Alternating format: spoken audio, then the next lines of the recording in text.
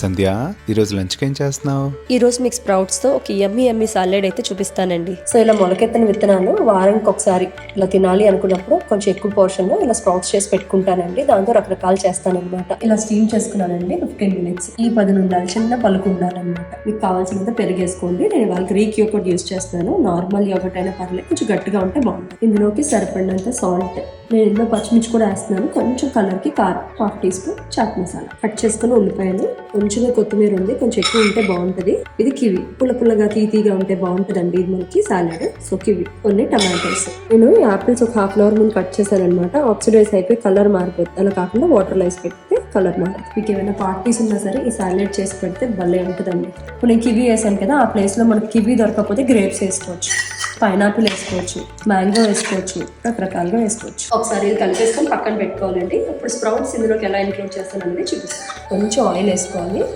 దీంట్లోకి మీకు సరిపడినంత పచ్చిమిర్చి, ఒక చిన్న ముక్క అల్లం దంచుకోవాలి కచ్చాపచ్చాగా.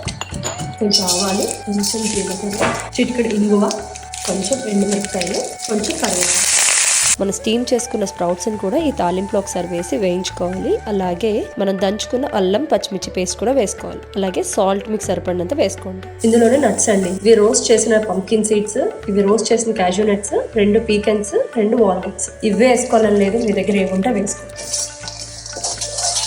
ఈ ఒక్క బౌల్ తింటే న్యూట్రిషనల్ పాట్ అని చెప్తానండి. ఇందులో అన్నీ ఉన్నాయన్నమాట. స్ప్రౌట్స్ లో మంచి ప్రోటీన్ ఉంటుంది మనకు కావాల్సినంత. అలాగే పెరుగు గట్ హెల్త్ కి చాలా ఇంపార్టెంట్. ఇందులో నట్స్, ఫ్యాట్స్ అండ్ ప్రోటీన్ 2 ఉంటాయన్నమాట. నట్స్ లో నట్స్ వేసుకున్నాం. అలాగే ఫైబర్ కి బోల్డ్ అని కూరగాయలు, ఫ్రూట్స్ వేసుకున్నాం కదా. టేస్ట్ కూడా చాలా బాగుంటుంది. ఇది మీరు ఏదైనా పార్టీస్, ఫంక్షన్స్ లో కూడా మీ పైన వేసారు తాలింపు, అది లాస్ట్ లో సర్వ్ చేసే ముందు వేస్తే పైన క్రంచీగా, కిందేమో కూల్ గా భలే ఉంటుందండి. కలుపుకొని పైన కింద వేస్ట్.